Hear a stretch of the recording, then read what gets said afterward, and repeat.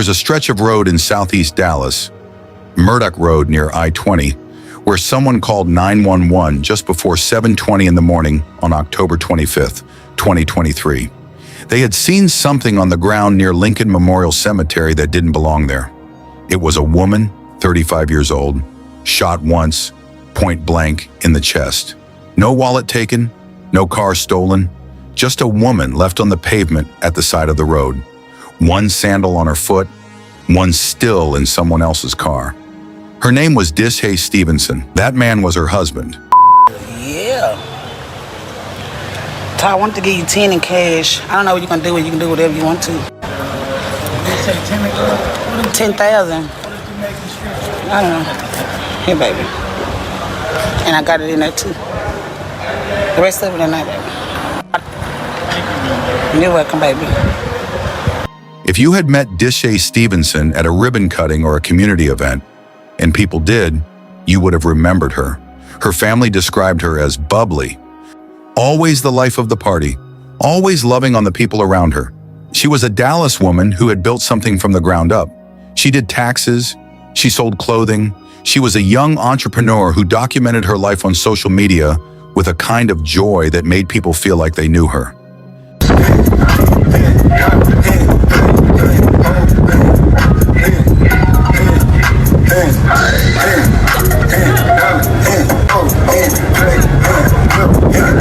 At home, she held even more together.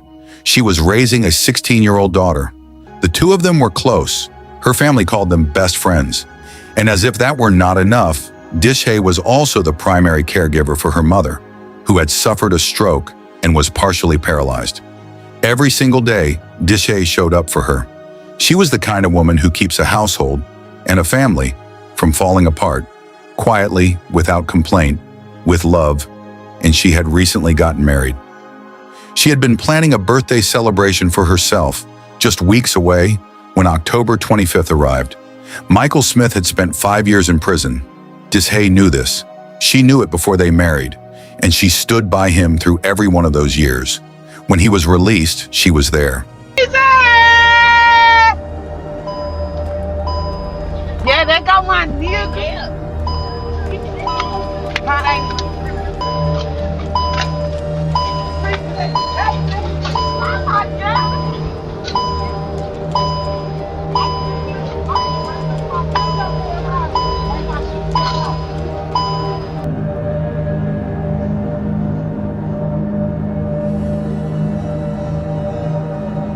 She picked him up. She helped him come home. She paid for their wedding. And on his birthday, the year before he killed her, she handed him $10,000 in cash as a gift. $10,000. Because that's the kind of love she was offering. Her family could see the red flags that she couldn't or wouldn't. They saw a man who was charming in company, who smiled in front of family, who knew how to play the part. What they didn't see or didn't know how to name was the drug use. Michael Smith had a PCP habit that Dishaye was aware of. He smoked it. She had seen it. Their relationship operated around it. From the outside, they looked like a couple building a life. This one's for couples. 13 embarrassing questions. Who overthinks everything? Who showers less? Who is always eating? Who has a nicer butt? She was working, hustling, providing. He was the man she had chosen, the man she had waited for. She had convinced herself that love was enough, that if she gave enough, built enough, showed enough, he would become the partner she believed he could be. That is not how it went. Dishaye's sister Jasmine later said there were a lot of red flags. She didn't say what each one was specifically, but families who've watched a loved one in a troubled relationship know the look of those moments. The missed phone calls that get explained away, the tension that rises and then settles before anyone feels comfortable speaking about it. What investigators would later piece together suggests that the marriage had reached a breaking point. Dishaye, according to accounts that emerged after her death, had decided she wanted out. She had given everything. She had been carrying both of them. And at some point, quietly, privately, she had told him it wasn't working. For a man who had grown accustomed to her provision, her loyalty, her patience, That announcement was a threat, not a heartbreak, a threat.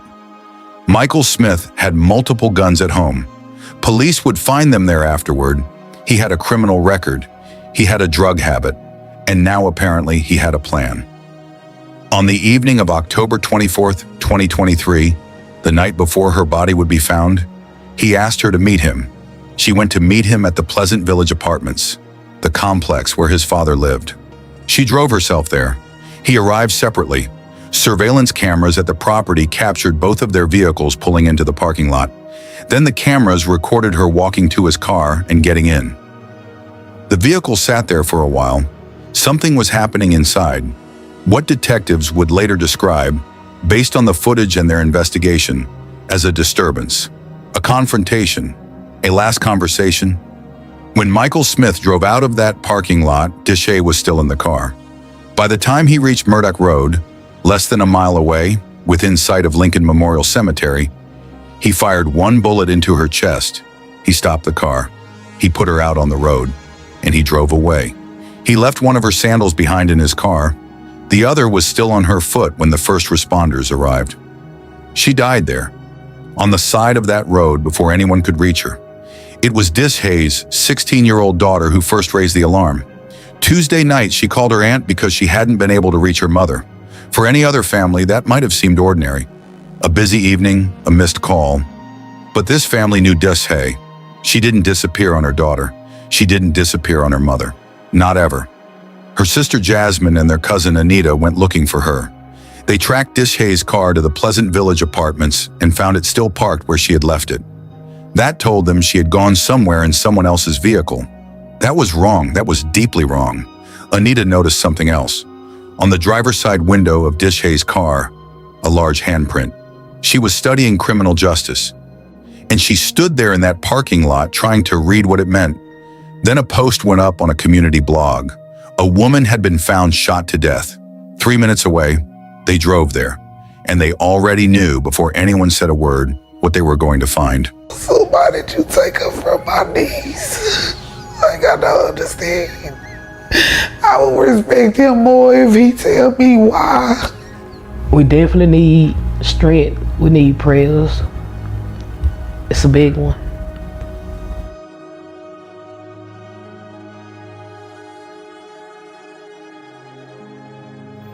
Walk me through the last couple of days. Well, on the 21st, it was my birthday. And she called me, she wished me happy birthday. It was like, you know, normal, whatever. We was laughing, joking. And then she just said, like, sister, I feel like I'm finna die. So I was like, you know, girl, whatever, you know, brushed it off or whatever, you know, not thinking that's really how she was feeling. Like, I guess she was feeling her death. So she kept saying her and my niece was gonna come and bring me a gift, but they never showed up. So we had talked Sunday, and she was telling me how he was tripping at the fur and he was trying to leave her and my niece. He was saying, like, she was trying to set him up, you know, flipping out, saying that she was trying to set him up. It was Facebook people out there. It was just some weird stuff, you know. So I called and FaceTime her Monday. She never reached back out to me. You know, she got a busy life, so I was just like, maybe she'll call me back or something. And then I went to sleep just thinking it was normal. It wasn't nothing.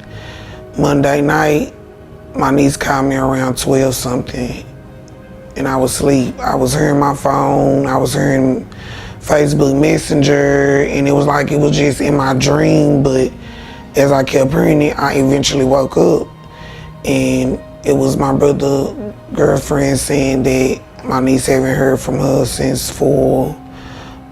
She was stranded at my auntie's house, and I'm like, what, you know, I don't know. I just was like, that's not her. You know what I'm saying? Like, she never leave my niece, no matter what. She never leave my mama, no matter what. So my brother and his girlfriend came, you know, and we just started searching from 12 all the way up until, you know, we had found her that morning. Her car was ditched in Pleasant Village. Like, the way the car was set up, the way it was hid, I just felt it in my bones, like she was gone, but I just didn't want to see it. It was too many red flags. We asked him, he just showing off a gun, telling my brother he don't know, and, you know, knowing that he had already killed my sister. It's just unbelievable. So there were red flags. It was a lot of red flags. What did she say about the red flags? About getting out or trying to leave?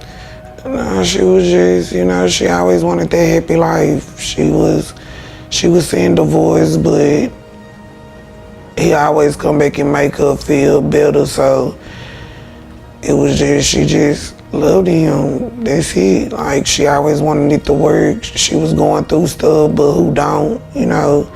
But we won't know, like, how deep it was or what all she was going through, because she was very secretive. She just gonna tell you what she wants you to know, you know, because, you know, a lot of people go back and talk and, you know, stuff like that. So she wasn't giving her all or telling everything. Like, my niece probably know more than anybody, because that was like, they was best friends, you know, they was just always them.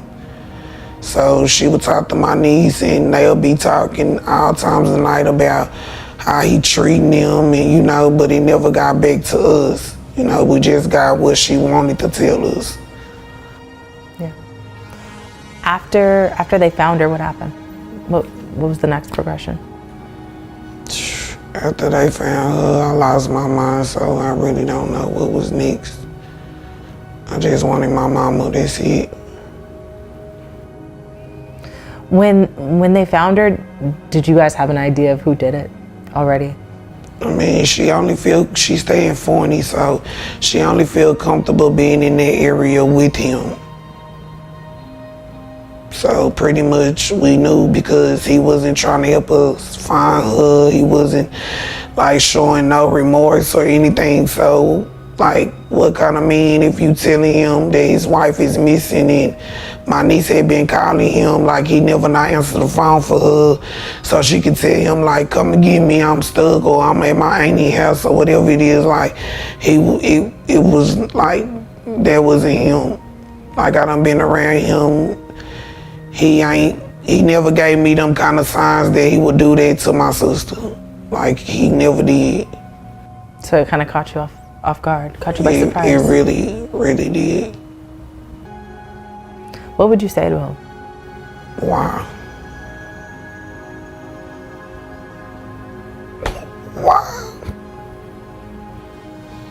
You could have picked her up. You could have did anything else. So why did you take her from my niece? Like, I don't understand. I would respect him more if he tell me why. She did everything. My sister did everything for him. It was nothing he couldn't ask her for. She did everything. She did everything in her power to show him that she loved him no matter what. Like, I just don't understand. I just want to know why. Why would you take my sister from us? Like, why? She didn't deserve that. She didn't deserve to be thrown out the car, whatever you did. Like, she didn't deserve none of that. You could have took her legs, her fingers, anything. Like, why would you take my sister's life? You say you love my niece, bro. You can't love her. You took the only thing that she had. The only thing. Yeah, she got us, but it's nothing like her mama. I just really want to ask him why. And then I know Nina was telling me, you know, domestic violence, this is the second time it struck your family. Yes, my auntie went through a bad time with her husband. And my sister wanted to be like my auntie because that's her favorite auntie. Like, she loved my auntie to death. She just wanted to have the biggest house like my auntie did. She just wanted to be happy like my auntie was with her marriage until that accident happened to her. She really looked it up to my auntie, like that was her role model. What would you say to someone who might be watching this and be going through a similar situation with domestic violence? Get away. Love is not that deep. Love is not that serious. Especially if you have kids, just get away, get out of the situation. I don't wish this on nobody. Even the situation my auntie went through, I don't wish that on nobody, getting none of their body taken away from them, nothing. I just get away.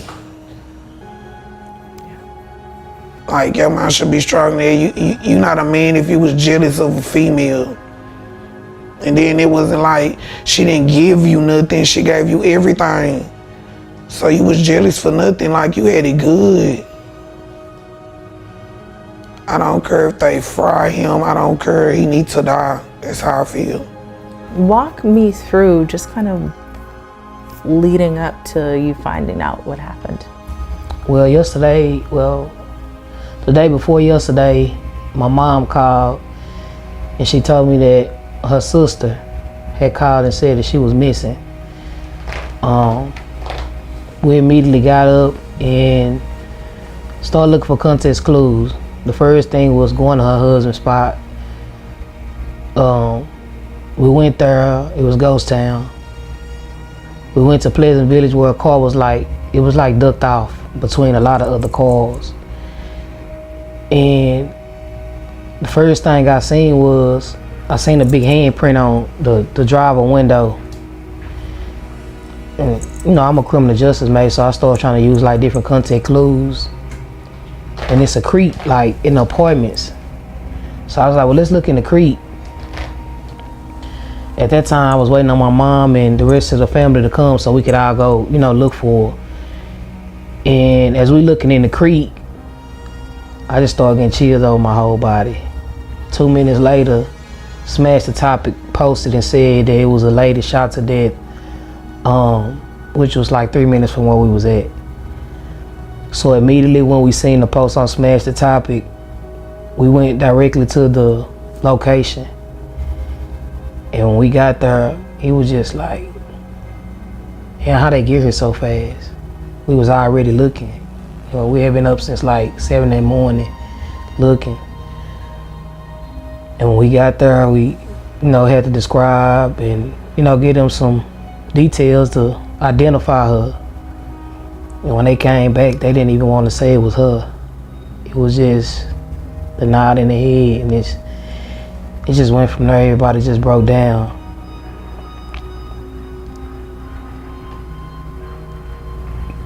I really don't even have the words because my cousin, she had a load. You know what I mean? Like, boys taking care of my aunt. You know, she paralyzed. She got one daughter that's in high school, graduating next year, that she'll never be able to see.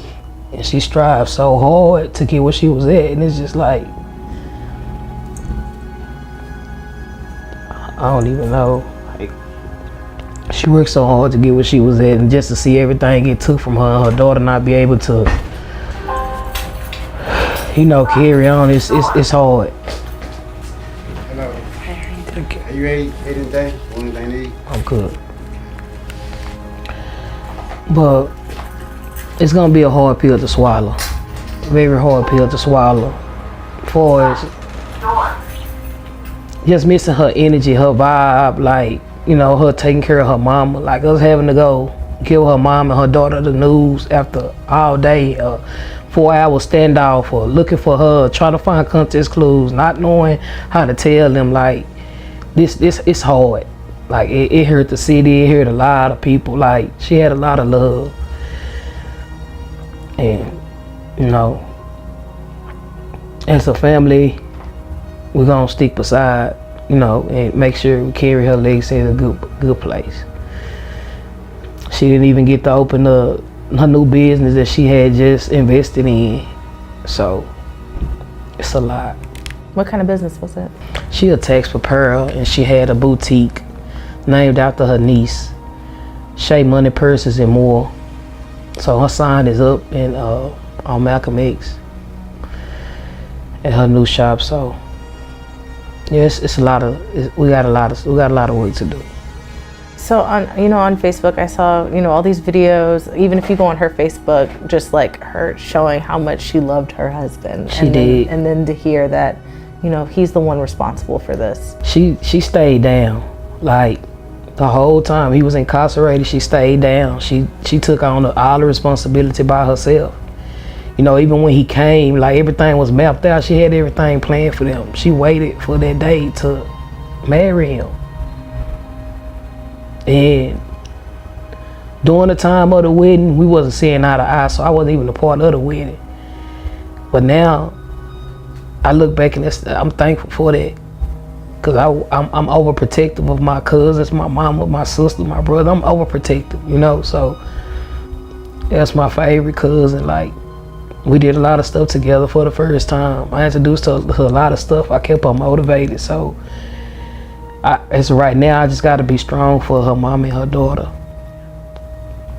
Was there any signs that anything was going wrong in her marriage? Yeah, of course. You see signs, but don't nobody just want to give up like that. You know what I'm saying? So, and she wanted her marriage to be perfect. Everybody want that perfect marriage, that one-time marriage, and she did her big one. Like, I can honestly say, like, she was the perfect wife for him. He just wasn't ready for what she was ready for. Sometimes that be the hard part. She thought she could change him, cause he was a street dude. So she thought she could change him. She was raised in the street a little bit too, but as a female, like, it's different than being a man and raised in the street. So I can't say she did no wrong in her marriage. Like, she really did right in her marriage. And I can't believe he did that.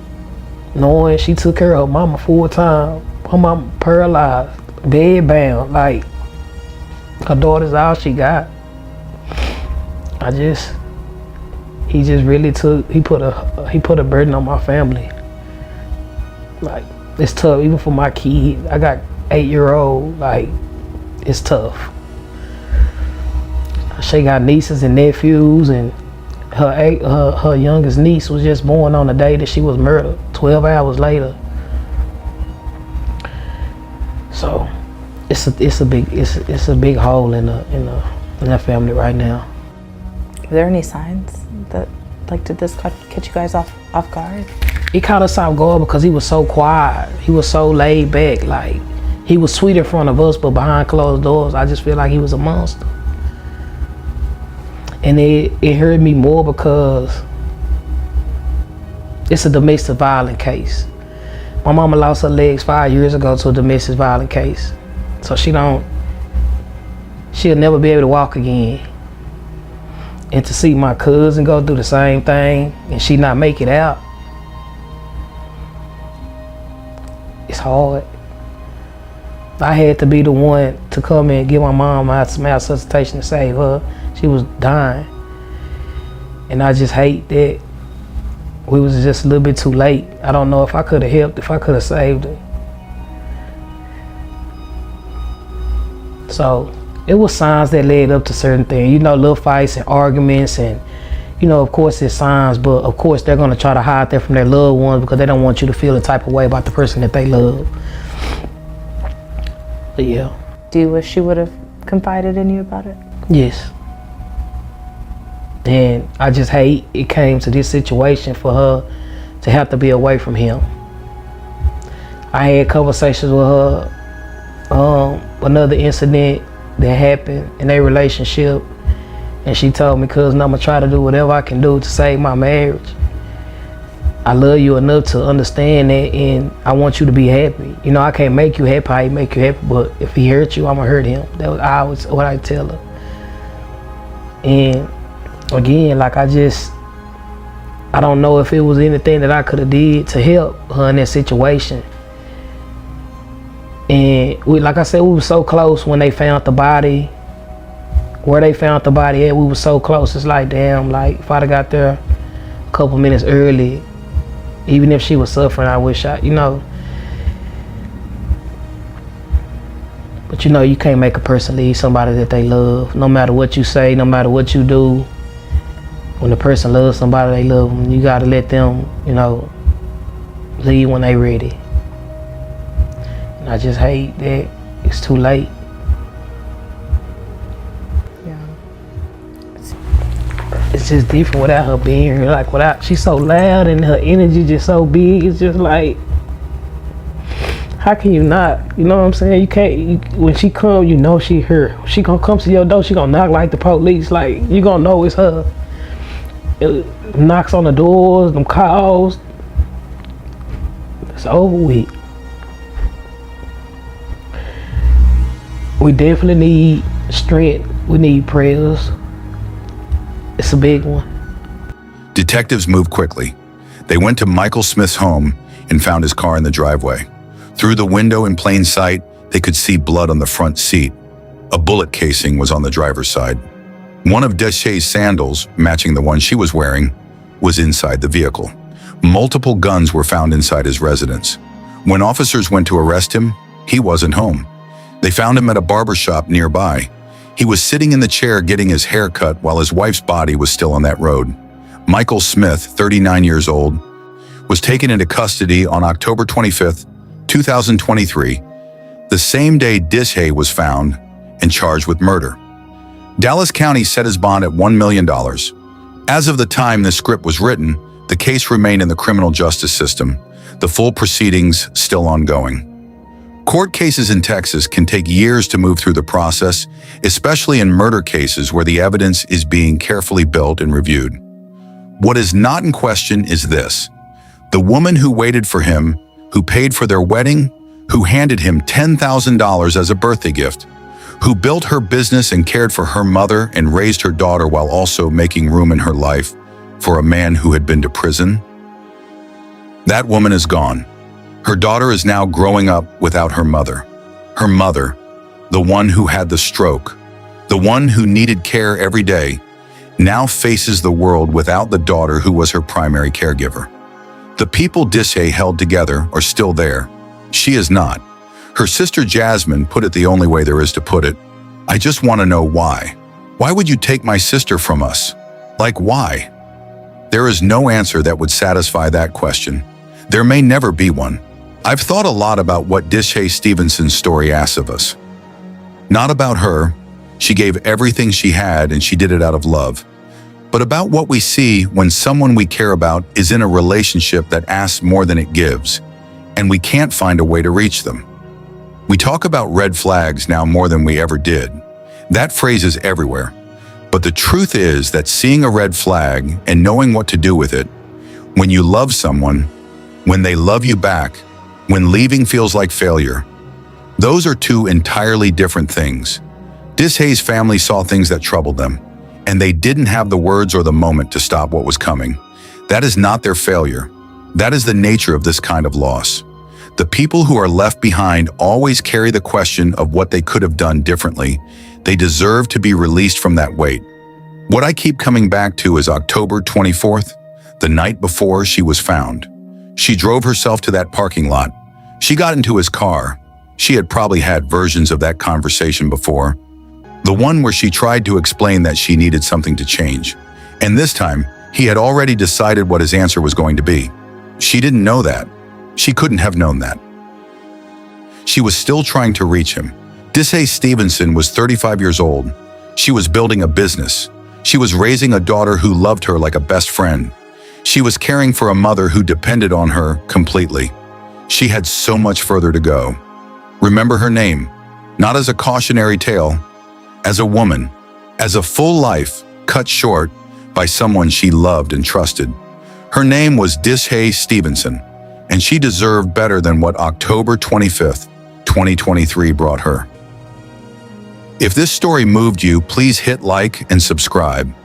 It helps us keep telling these stories. And drop your thoughts in the comments. We read every single one.